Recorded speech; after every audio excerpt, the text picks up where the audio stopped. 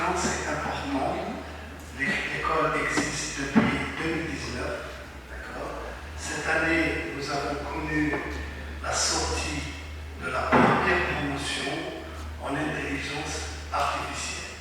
La sortie de la première promotion en cybersécurité. Alors, 5 ans, c'est pas rien. 5 ans, c'est une expérience. Donc, en fait, les collègues enseignants, les collègues ATS et OP ont travaillé d'arrache-pied pour que l'école fonctionne. Ce n'est pas facile de démarrer une institution. Une institution, une grande école, surtout une grande école, n'est pas facile de la démarrer. Donc là, je tiens à rendre hommage à Feu Boalem, des fondateurs de cette école, et donc tous mes remerciements, un grand hommage à ce grand monsieur qui a de cette école. Donc 5 ans, c'est le moment de faire un peu le bilan. Nous avons fait de très bonnes choses et nous avons également fait de moins bonnes. Les très bonnes choses, nous allons les préserver et c'est un acquis pour l'école. Les moins bonnes, on va essayer de les améliorer. Donc ça, 5 ans, nous avons fait le bilan. Le bilan est très très positif. Malgré le peu de moyens que le pays, donc surtout la conjoncture mondiale actuellement, mais nous avons essayé les bases de cette école avec également à remercier tout particulièrement aussi les clubs scientifiques. Ils ont joué un rôle important dans la construction de cette école. Donc tous les remerciements vont vers ces clubs scientifiques.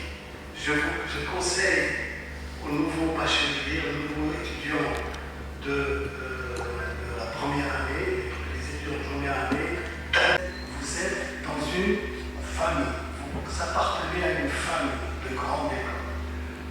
C'est la spécificité des grandes écoles. L'université, c'est hétérogène, mais par contre, au niveau des grandes écoles, c'est en informatique, uniquement une spécialité, la filière informatique. Il y a un état d'esprit qu'il faut garder au niveau de cette école-là. C'est très important. Il faudrait vous impliquer pleinement dans le développement de cette école.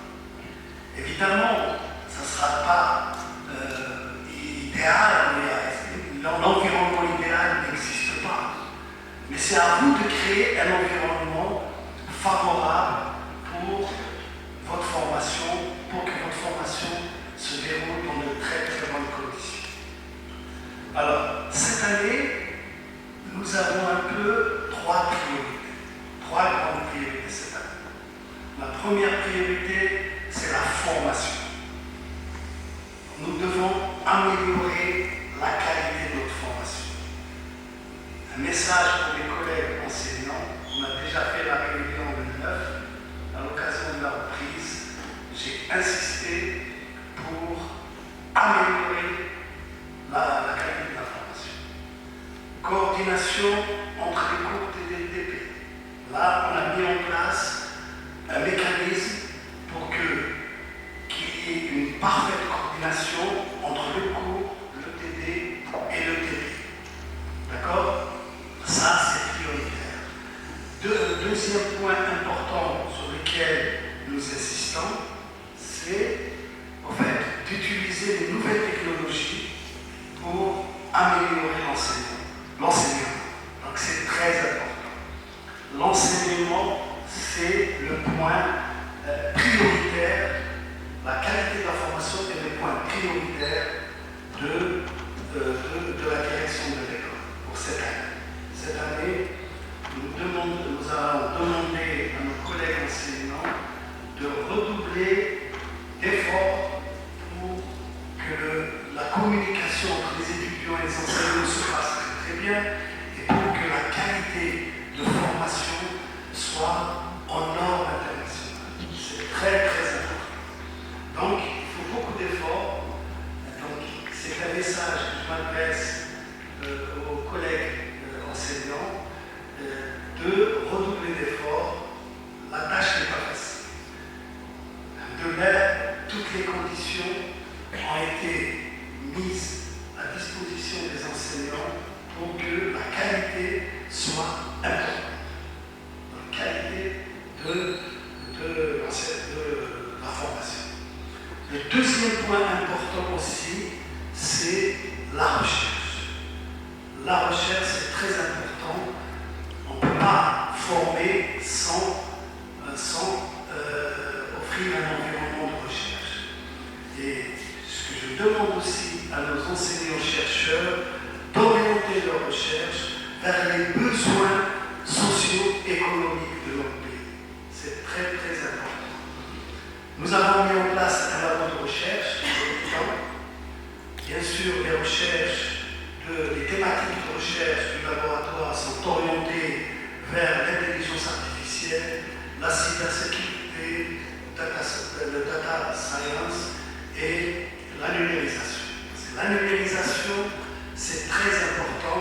L'école doit participer au processus de numérisation de notre pays.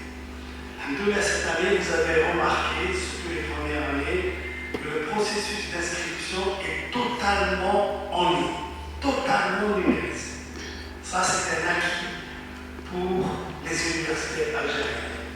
Ça, je tiens à remercier Monsieur le ministre et le chef du gouvernement, Monsieur le Président de la République, qui ont inscrit comme priorité la numérisation de notre pays. Le développement de notre pays ne peut pas se faire sans la numérisation. Et justement, vous êtes les vecteurs de développement de cette numérisation. On attend beaucoup de vous, le pays attend beaucoup de vous pour participer à ce développement. Ça, c'est le deuxième axe prioritaire pour la direction de notre école. La troisième priorité, c'est le développement technologique. Comme vous le savez, pour les anciens, pour les collègues enseignants, l'arrêté 1275 a consacré l'esprit un diplôme, une start-up. Donc, nous avons mis en place à cet effet un incubateur. Nous comptons sur vous, aussi bien les chers étudiants, les collègues enseignants, de participer à ces initiatives. La création de start-up devient une nécessité. Nous vous encourageons, nous allons vous accompagner pour la création des start-up. Nous avons mis en place cet incubateur et avec son responsable, une structure physique existe. Maintenant, il faudrait participer à la création de ces start-up. Il ne faudrait pas que ce soit un slogan, un diplôme de start-up, mais il faut que ce soit une réalité. D'accord? À la fin, à la sortie de la 5e année, l'étudiant doit non seulement être un demandeur d'emploi, mais il va être un créateur d'emploi. L'État, maintenant, il y a des mécanismes, l'État encourage ces initiatives-là. Il y a même un ministère dédié à cette stratégie. Donc c'est très important et je m'adresse à mes collègues enseignants. Dans le nouveau statut d'enseignant, l'enseignant est tenu aussi de participer au développement technologique de notre pays. Voilà un peu les priorités pour la direction de l'école pour 2024-2025. Alors permettez-moi un peu rapidement de présenter le staff de l'école. À ma gauche, bientôt professeur, j'espère, docteur de la postgrad, de la formation doctorale et de la recherche. Il va donner un mot après. Toujours à ma gauche, docteur Sba Abazza, bientôt professeur. Et il est directeur adjoint chargé de la formation. Toujours à ma gauche,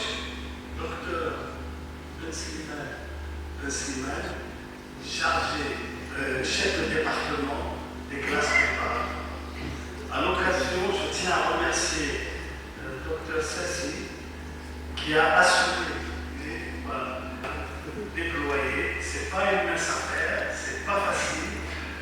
Donc on est un bon réalisé avec très peu de moyens. Je te remercie de réaliser avec très peu de moyens. Je te remercie. Voilà, et je souhaite beaucoup de courage au nouveau chef de département. À ma droite, professeur Ezouel Faisal, il est directeur adjoint chargé des relations extérieures. Donc, les relations extérieures et relations des systèmes d'information et qui est comme un petit mot tout à l'heure. Toujours à ma droite, docteur Merci. Elle est responsable de l'incubateur. Donc, vous aurez beaucoup de relations avec elle. Et donc, je vous recommande de vraiment travailler ensemble. Et toujours à ma droite, Madame Aberkin, secrétaire générale de notre école. Je tiens à remercier aussi toute la direction de l'école, tous les efforts qui déploient quotidiennement. Et je tiens aussi à remercier notre ingénieur, notre fourmi, il est partout, Léna, ingénieur responsable du centre de calcul des ressources, et il est doctorant aussi au niveau de notre école. Donc je vous souhaite une très bonne année 2024-2025. Nous sommes là pour vous. N'hésitez pas à solliciter vos responsables. Vous les connaissez maintenant. N'hésitez pas à les solliciter. Gardez de très bonnes relations aussi bien avec vos enseignants qu'avec l'administration.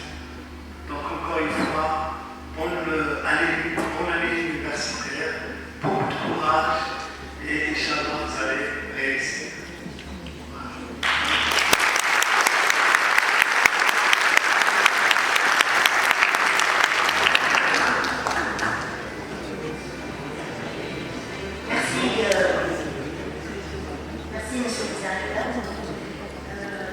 Nous attendons l'intervention de Monsieur le ministre de l'Enseignement supérieur et de la Recherche scientifique qui va intervenir à partir du pôle de CEDARTA dans 2 petites minutes. Je vous invite à